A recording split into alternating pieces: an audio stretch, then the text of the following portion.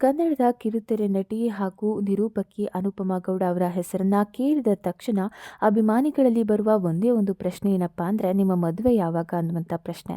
ಆಕೆ ಯಾವುದೇ photo ಹಾಕಲಿ video ಹಾಕಲಿ ಇನ್ಸ್ಟಾಗ್ರಾಮಲ್ಲಿ ಯಾವ ಕಾರಣಕ್ಕಾದರೂ ಲೈವ್ ಬಂದರೂ ಕೂಡ ಎಲ್ಲರೂ ಕೇಳುವ ಒಂದೇ ಒಂದು ಪ್ರಶ್ನೆ ಏನಂದರೆ ನೀವು ಮದುವೆ ಯಾವಾಗ ಆಗ್ತೀರಾ, ನೀವು ಯಾರನ್ನಾದರೂ ಲವ್ ಮಾಡ್ತಿದ್ದೀರಾ ಅಂತ ವಿಚಾರ. ಈಗ ಇದೇ ವಿಚಾರಕ್ಕೆ ಪುಷ್ಟಿ ನೀಡುವಂತೆ ಕೆಲವೊಂದು ವಿಷಯಗಳು ಸೋಷಿಯಲ್ ಮೀಡಿಯಾದಲ್ಲಿ ಹರಿದಾಡ್ತಾ ಇದೆ. ಅದೇನಪ್ಪ ಅಂದರೆ ಅಂತೂ ಇಂತೂ ಅನುಪಮಾ ಗೌಡ ಮದುವೆ ಆಗ್ತಿದ್ದಾರೆ ತಾನು ಇಷ್ಟಪಟ್ಟಂಥ ಹುಡುಗನ ಜೊತೆ ಅನ್ನುವಂಥ ವಿಚಾರ. ಹಾಗಾದರೆ ಅಷ್ಟಕ್ಕೂ ಆ ಹುಡುಗ ಯಾರು, ಕ್ಲೋಸ್ ಆಗಿರುವಂಥ ಫೋಟೋಗಳನ್ನು ಎಲ್ಲೆಲ್ಲಿ ಶೇರ್ ಮಾಡಿಕೊಂಡಿದ್ರು. ಇದು 1-2 ವರ್ಷದ ಪ್ರೀತಿಯಲ್ಲ ಎಂದು ಹೇಳಲಾಗ್ತದೆ. ಸುಮಾರು 8ರಿಂದ 10 ವರ್ಷ ಇವರು ಜೊತೆಗೇ ಇದ್ದಾರೆ. ಅದು ಪ್ರೀತಿನ ಅಥವಾ ಗೆಳೆತನನ ಏನು ಅನ್ನುವಂಥದ್ದು. ಹಾಗಾದರೆ ಆ ವ್ಯಕ್ತಿ ಯಾರು, ಆತನ ಹಿನ್ನೆಲೆ ಏನು, ಇದೆಲ್ಲದರ ಬಗ್ಗೆ ಕಂಪ್ಲೀಟ್ ಮಾಹಿತಿಯನ್ನು ಕೊಡ್ತೀವಿ. ಅದಕ್ಕೂ ಮುಂಚೆ ನೀವು ನಮ್ಮ ಚಾನಲ್ನ ಸಬ್ಸ್ಕ್ರೈಬ್ ಮಾಡಿಲ್ಲ ಅಂದರೆ ಸಬ್ಸ್ಕ್ರೈಬ್ ಮಾಡ್ಕೊಳ್ಳಿ. ಹಾಗೆಯೇ ಈ ವಿಡಿಯೋಗೆ ಒಂದು ಲೈಕ್ ಕೊಟ್ಟು ನಮ್ಮನ್ನು ಪ್ರೋತ್ಸಾಹಿಸಿ. ಹೌದು, ಅನುಪಮಾ ಗೌಡ ಸಾಕಷ್ಟು ಕಷ್ಟಗಳನ್ನು ಅನುಭವಿಸಿ ತಾನು ಇಷ್ಟಪಟ್ಟಂತಹ ಕಂಡಂತಹ ಕನಸುಗಳನ್ನು ನನಸು ಮಾಡಿಕೊಂಡು ಬಂದಿರುವಂತಹ ನಟಿ. ಯಾಕಂದರೆ ಮನೆ ಕಟ್ಟಬೇಕು ಅನ್ನುವಂಥದ್ದು ಆಕೆಯ ಕನಸಾಗಿತ್ತು. ಅದು ಈಗ ಈಡೇರಿದೆ. ಗೃಹ ಪ್ರವೇಶವನ್ನು ಕೂಡ ಮಾಡಿದ್ದಾರೆ. ಸುಮಾರು 13 ವರ್ಷಗಳಿಂದ ಇಂಡಸ್ಟ್ರಿಯಲ್ಲಿ ಕಷ್ಟಪಟ್ಟು ಇದೀಗ ಒಂದು ಮನೆಯನ್ನು 14 ವರ್ಷಗಳ ಜರ್ನಿಯಲ್ಲಿ ಕೆಲಸವನ್ನು ಮಾಡಿ ತನ್ನ ಕನಸನ್ನು ನನಸು ಮಾಡಿಕೊಂಡಿದ್ದಾರೆ. ಆ ಕನಸಿನ ಮನೆಗೆ ನಮ್ಮನೆ ಅನ್ನುವಂಥ ಹೆಸರನ್ನು ಇಟ್ಟಿದ್ದಾರೆ. ಆಕೆಗೆ 33 ವರ್ಷ.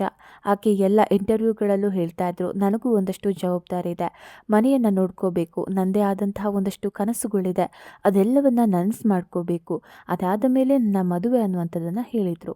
ಆಕೆ ಇಷ್ಟಪಟ್ಟಂತಹ ಕನಸಿನ ಮನೆಯನ್ನು ಕಟ್ಕೊಂಡಿದ್ದಾರೆ. ಇದಾದ ಮೇಲೆ ಆಕೆಯ ತಂಗಿ ಕೂಡ ಲೈಫಲ್ಲಿ ಸೆಟಲ್ ಆಗ್ತಾ ಇದ್ದಾರೆ. ಆಕೆಯು ಕೂಡ ತಾನು ಇಷ್ಟಪಟ್ಟಂತಹ ಹುಡುಗನ ಜೊತೆ ಸದ್ಯದಲ್ಲೇ ಮದುವೆ ಆಗ್ತಿದ್ದಾರೆ. ಎಂಗೇಜ್ ಕೂಡ ಆಗಿದ್ದಾರೆ.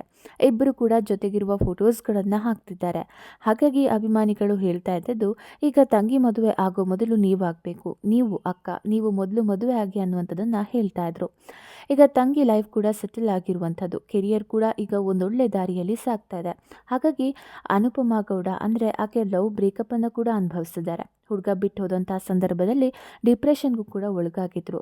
ಕೆರಿಯರ್ನಲ್ಲಿ ಸಾಕಷ್ಟು ಏಳು ಬೀಳುಗಳನ್ನು ನೋಡಿದ್ದಾರೆ.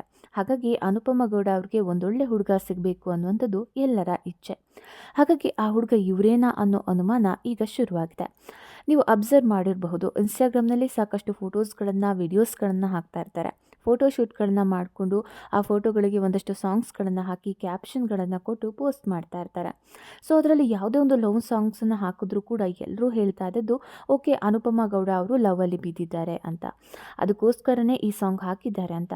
ಸೋಷಿಯಲ್ ಮೀಡಿಯಾದಲ್ಲಿ ಇತ್ತೀಚೆಗೆ ಒಂದಷ್ಟು ಪೋಸ್ಟ್ಗಳನ್ನು ನೋಡಿದಾಗ ಎಲ್ಲರೂ ಕೂಡ ಆಕೆಗೆ ಕಂಗ್ರಾಟ್ಸ್ ಹೇಳ್ತಾ ಇದ್ರು.